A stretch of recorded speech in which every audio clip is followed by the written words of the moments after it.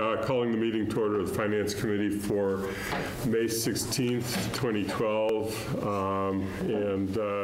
This is an agenda that's been duly posted. And I'm going to start with an item from the bottom of the agenda, which is a topic that I didn't anticipate when I wrote the agenda, but is an important information to have, and ask the Finance Director to tell us about the Senate Ways and Means Committee budget recommendation of this morning. Thank you. The Senate Ways and Means released its budget today, and they will take up deliberation of the budget next week. The short story is that they essentially matched the House Ways and Means Chapter 70 and unrestricted general government aid numbers. We still, which means about $500,000 increase from the governor's budget. I don't know the exact amount yet because even as of half an hour ago, I checked the Department of Revenue website and they still haven't updated all of the cherry sheet accounts, but those are the two big ones. What happened with us on the Ways and Means budget is we went up by about $400,000 on those two accounts, and we had our assessments lowered by another $100,000, so we got about that same $500,000. I expect probably about the same thing is going to happen. And what happens in the process from here going forward is that the Senate needs to pass its budget, and will then go to conference committee, get a final budget to the governor, which he will sign sometime, I hope before July 1st, before the end of the fiscal year, so the state starts its budget on time. So it is good news. I think in terms of what this means for the town, as you know, for FY13, this is more state aid than we had predicted, so that means we're comfortable. It also, I just want to remind you that for FY14, we had some very less optimistic predictions for state aid next year. So my initial recommendation to the manager and to the Finance Committee and anybody else I asked is that we kind of keep this and smooth it out over a couple of years so that we don't have to have cuts in the FY14 budget, but it does at least build into the base, and I think it will stay there now that both houses have voted these numbers. So that's where we are. I'm happy to answer any questions on that. Questions? No questions, just to point out, besides the cushion needed for future years, we still have the OPEB trust that has got no money in it. Well, I think that's a very good point, and in fact, I think one of the ways to think about this is that if you think of this, since we have a balanced budget essentially now, if you think of this as sort of one-time money for FY13, it might be money that we put in to start funding the OPEB trust, and then build it into the base for 14 with all of our needs, OPEB, capital, operating, and so forth.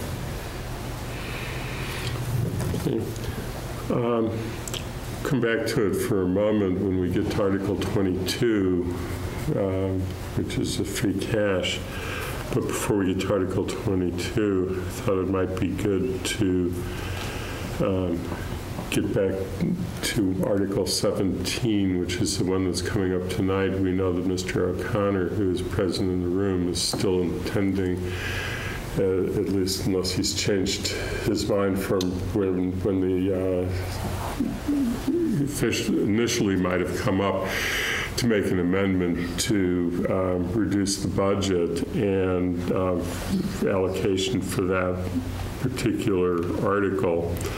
I think that the committee therefore has the opportunity to decide whether it wants to formally take a position on any motion to amend to reduce the recommendation that we had previously made for the amount, or the anything to do with the JCPC recommendation to us.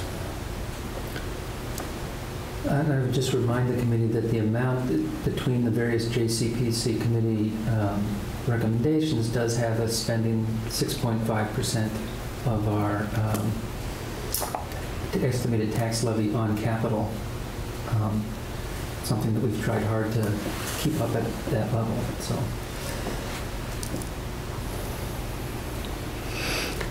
So, yes.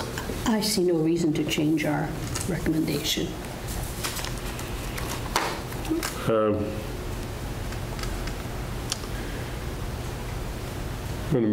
Yes, Kay. I move that we recommend against any motions to reduce capital budget Second. in any of the articles that are remaining. Second.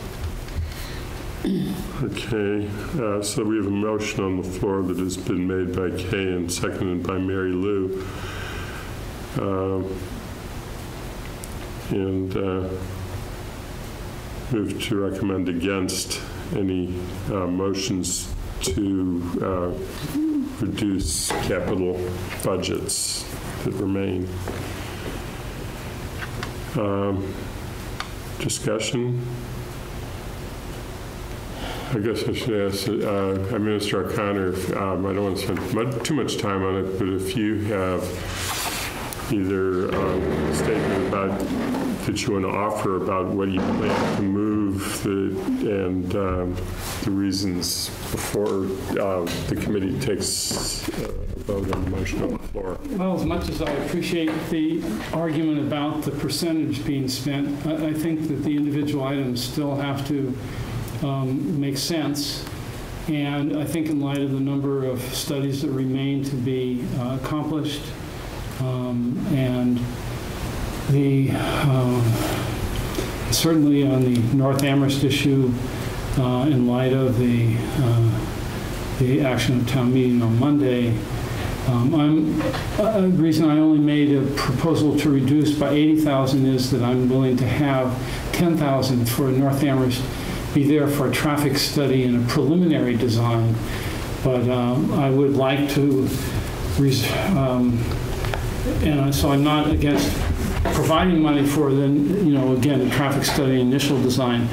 But my concern would be, given how complex that intersection is, and the fact that for the last 25 or 30 years, the traffic flow on the two, on Montague Road and Sunderland Road, are relatively equal, sort of 55-45, if not closer, 52-48, back and forth.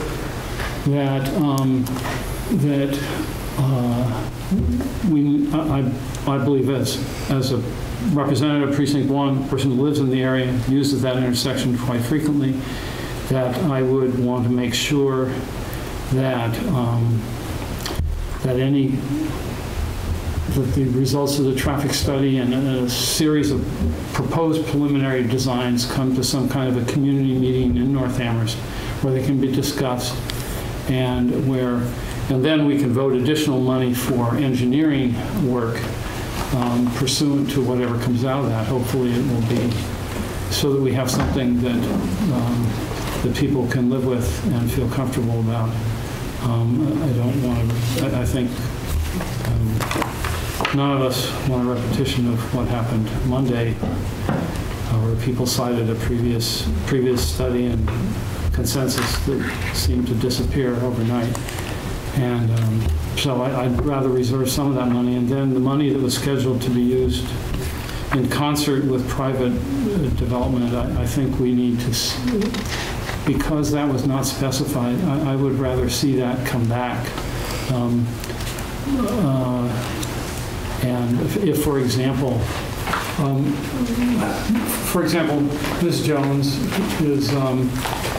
has reserved her rights under the previous, the existing zoning, I guess, which has not been changed, the subdivision, preliminary subdivision filings, which are due to be heard, I think, next week. I expect that there will be some construction in that area.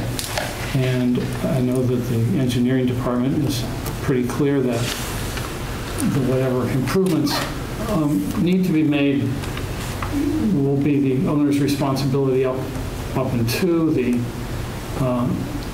property line, and if the planning board requires it, they could require a sidewalk to be constructed if that type of infrastructure were needed to serve the facility that was being proposed. And so I would say that it's probably a good idea to reserve, not to create a fund, but to wait and see what's proposed, what's required by the planning board or the zoning board of appeals. And then if some activity is required in the public right-of-way that is not could not reasonably be assigned to the property owner, then come back and say, there are these 3 or 4 things that we need to do to make Coles Road really serve the public interest in the best way. Okay, Mr. Connor, I'm going to interrupt you for a second because we are short on time for tonight, and I know we have several items, including your Article 30. It was my understanding that the proposal on this one, I could turn to the people particularly who are on JCPC from this committee, was pertaining to the intersection of that's further south than Coles Road, the one that's in front of the library to the traffic light. Yeah. And that's why I spoke to that one. Yeah, and so that's so to the extent that there's discussion, I'd want to have it focus on what the proposal is about. And so that was 30,000, and Mr. Chairman, I'm willing to have 10,000 go to the traffic study and preliminary design. What I would rather not have happen is to appropriate the full 30,000 to do engineering work. I'd rather see the design come back, go through a community consensus process in North Amherst, and then come back to town meeting for additional money for engineering work. And assuming that some consensus can be reached, it's a very difficult intersection.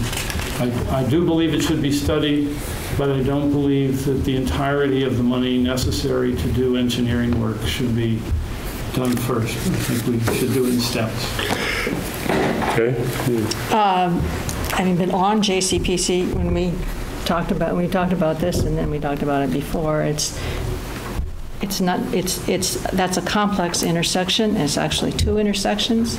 Oh, yes, I'm all right. And I can't believe $10,000 is going to take care of figuring out what to do with that. I wouldn't be surprised, and the amount recommended for that was $50,000, and I wouldn't be surprised if it didn't take the whole amount.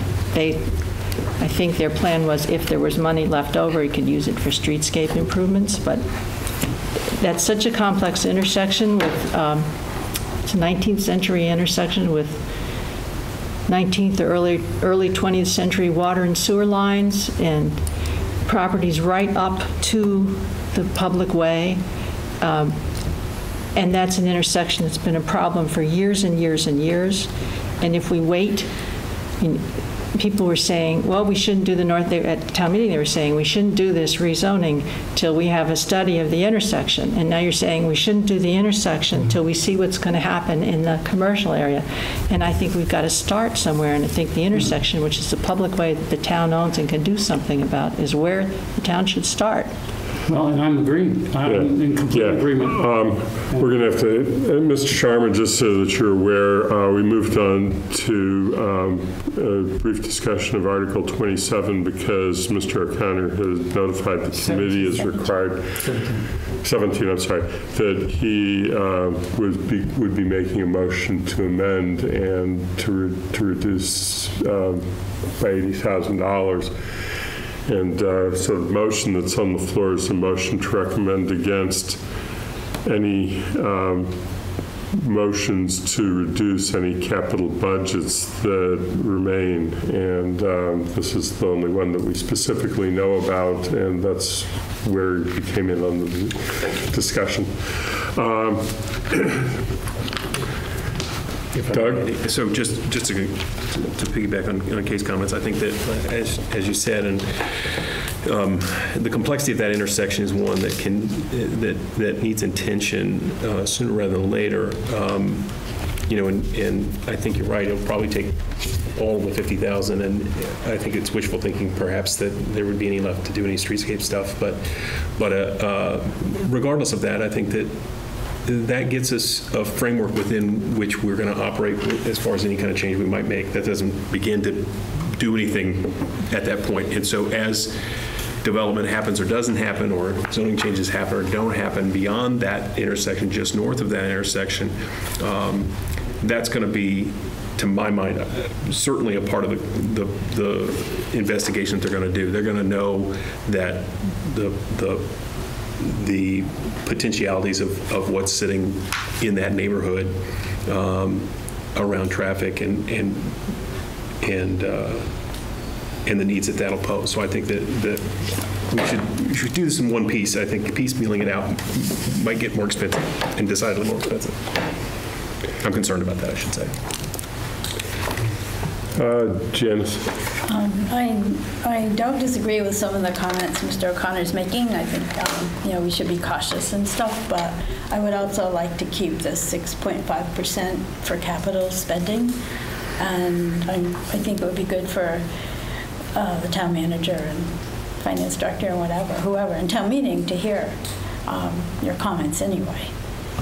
Again, I just want to make it clear that I am not against studying the intersection, but I think rather than doing a full engineering study with a solution that includes the solution, I would prefer to have all the traffic study done, and they know the infrastructure, where the infrastructure is. They've mapped it out clearly because they have it in the GIS. And they have water and sewer maps of the entire area because they've done grant applications for Pine Street. So they're well positioned in terms of that. I think it's just a question of how far down the road do we go with the initial money before we get public input. And I would prefer the public input to come closer to the beginning of the process once all the necessary information has been assembled, rather than after a proposal has been created using $50,000 and we're told that we've already spent $50 on this design, this is the best design, and we're going to do it. At that point, I think that's not a good thing. And I think it'd be much better if we had a check-in process after the initial information is gathered and after a public process is engaged in the North Amherst. I mean, I've lived there almost 40 years. It is a complicated intersection. And the reason it's important to do it right is because whichever road you choose to subordinate to the other, you are going to damage the interests, the financial and property interests of the individuals on the subordinated road. And we have to very clearly decide how to do this. It may be possible to do something to the Y intersection north of Montague Road and Sunderland Road that won't require the subordination of either road to the other. But that's what traffic studies and a series of preliminary designs saying this, that, and the other thing would, I think, and a public process would accomplish. And I hear what you're saying, but I wonder if those steps could not be included in the proposal. And I ask Sandy, it would seem to me that in any RFP, it could spell out that at certain stages of the development, there would be community input. And I was listening to Mr. O'Connor and thinking about this. I was certainly going to ask Guilford to respond to that tonight on the floor of the board, because I don't think that by voting the full amount of money, it precludes having a meaningful public process. In fact, I think what this town government is about is making sure there is one. So, and I think it would be important to hear from Guilford on that issue, because we don't want to come forward with a plan that doesn't meet the needs of the people in town, and particularly in that area. I think the other thing, I want to cut us short because I want to keep moving. But the other thing that we need to weigh into this is that there is an established process that's established actually in the Town Government Act, and that is that there's a joint capital planning committee that includes representatives of school committee, library trustees, and the library director, and town manager, and select board, as well as two representatives from this committee. And they spend many months going through all of the proposals, and each one is discussed in detail. And it's been our practice to receive that report, but not to second guess the report, because under the Town Government Act, it's a report that actually goes to the town manager from the Joint Capital Planning Committee, not to the Finance Committee. And therefore, for us to take a position on the substance is a question of how that fits into the Town Government Act, and our responsibility is to recommend an appropriate amount of money for each of the items, and then to work with JCPC to make sure that there's a bottom line recommendation to the town manager for that expenditure. Is there anything further to be said on this? I think, let me just say, I think everything, the main issue that I'm sorry I walked in a little bit late, but the main issue that I saw was the one of process. And I am in agreement with Mary Lou that, we need to consult with Guilford and make sure and see if we can encourage them to make sure that the process is as you are wanting it. Are we ready to vote on the motion on the floor? Okay, all in favor of the motion that Kay made, seconded by Mary Lou. Would you repeat the motion, please? The motion is to recommend against any motions that may be made at town meeting to reduce capital budgets that remain. And capital articles that motions under capital articles that remain. So that is the motion, and we did note that there were two amendments that had been noticed to the committee under town meeting process. One has been withdrawn and one remains, and we've just heard from the petitioner on the one that remains. We do not know of any others. So that's the motion on the floor. All in favor indicate by raising hands. Okay, then I see 6, and then we know there's one absent, so it's 6-0 with one absent. Before you came in, there was a report on of good news from the Senate Ways and Means budget that came out today that it matches the House Ways and Means budget. When we get to Article 22 of free cash, at this point, we don't know, because we don't know the final action on the capital articles that will take place in the floor of town meeting. We therefore have to do the best we can with an assumption. The free cash Article 22, when we had previously discussed it, we had assumed that we would be making a motion to transfer from free cash an amount to make that we allowed the elementary schools to exceed the initial budget. It was $218,200. And I've had discussions with Mr. Pooler earlier in the day, and he has a recommendation for us. My recommendation is that the committee continue to support an appropriation of $218,200 from free cash that would go to balance the budget and make sure that the school department gets the allocation and budget that it needs. Obviously, one alternative would be to think about these new numbers from the Senate and change that around, but Again, my recommendation would be not to do that, to let that sit, figure out what finally happens in the legislature, and as we were saying earlier, maybe in the fall, if we want to deal with that as an OPEB contribution or something, to deal with that then. But I think as we've looked at what our reserve levels are and our comfort with using reserves, I think we all felt comfortable that this amount was appropriate to use on a one-time basis for this year's school budget. I don't see any news that has changed that, and so that would be my recommendation, to stay with that number. And I guess the only other question that I would have, and then I would take a motion on this, is Mr. O'Connor will make a motion. He's advised us that he has. We've taken our position of what our recommendation is, but it is ultimately an action for town meeting. If town meeting reduces the appropriation for the capital budget on that or any other, the motion that we haven't heard, are you still recommending that we have the same motion under Article 22?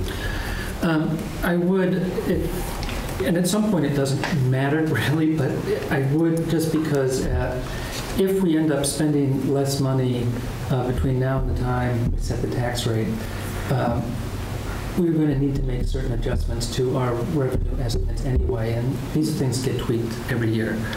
The other possibility is if, for some reason, if Mr. O'Connor's motion were to prevail, what we might want to do is then go back to the JCPC and ask for alternative recommendations if it's apparent that town meeting doesn't want to spend money on these things. We'll have to see what town meeting votes on.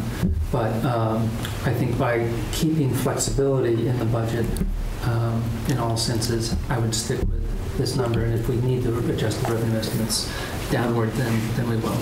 Okay. So is there a motion under Article 22? Okay. I move that we recommend transferring $218,000 from free cash. 200? 218,200. Oh, 218,200, sorry. Yeah. From free cash to balance the elementary school budget. I second. Is it from free cash to the It's to the general fund for the operating budget for, in other words, it all goes into one big pot. So it's technically to the general fund, but we can state in the motion the reason. To balance, to balance. Free cash to balance. So I've got moved to recommend $218,200 from free cash to balance the general fund budget for fiscal year 13. Well. Or to the general fund. To the general fund? To the general You're fund. transferring money from one place to another. To balance, then, last clause, to balance the elementary school budget. All right. There's been a motion that's been seconded by Janice.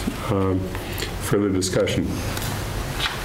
Just point out, in case people are watching and never heard of we've discussed this before. We have discussed this before. And the schools, elementary schools, are going to have school choice students this year, which will bring in revenue of about this amount, which will be spent in succeeding years. So this is a one-time, someone said to me today, it's a bridge gift. Okay. I'm going to move it along because we have about 8 minutes left, and then we have to adjourn because we have to get into the other room, and they have to get the camera into the other room. If the motion's been made and seconds on the floor, is there any further discussion on the motion? If not, all in favor indicate by raising hands. So it's 6-0 with one member absent. The stabilization fund is normally at this point can be dismissed, and that would be our motion under that because there's nothing to take from stabilization needed. And we usually try and preserve stabilization anyway, so. Okay. Move to recommend dismissal of Article 23. Second.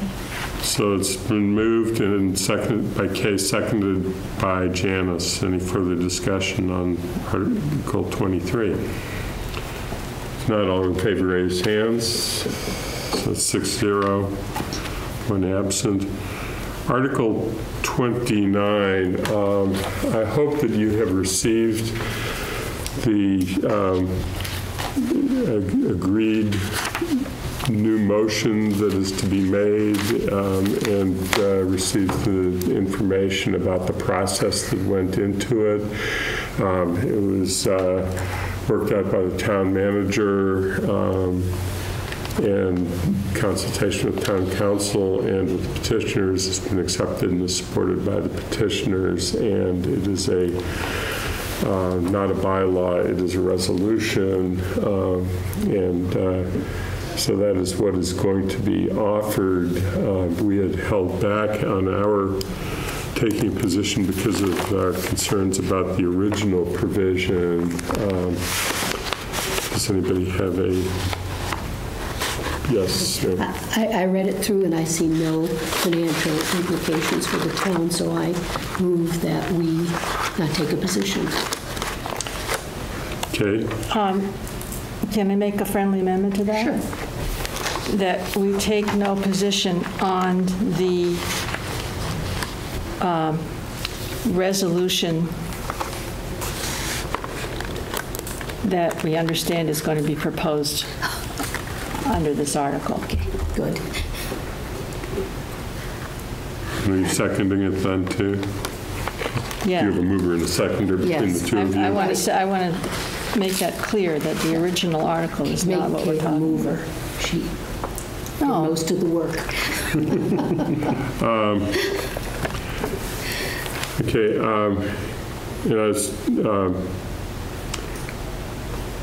Any further discussion on that? Then let me come to a vote. All in favor, indicate by raising hands. So it's 6-0 again, one member absent, and with the committee's consent, I will make a brief statement on this particular article as to why we're taking no position, and I'll maybe just leave it at that for now. So then brings us to Article 30. And I Did we think, vote on that, making no recommendation? I believe we did. Yes, we did. Yes, we did. Sorry. 6-0, one absent. Which then brings us to what I think is the last item that we need to deal with today, if we can. Mr. O'Connor today provided Mr. Pooler a copy of the motion that he intends to make, and I think that Mr. Pooler then sent it by email to the committee, and he's now distributing copies for anyone who doesn't have it.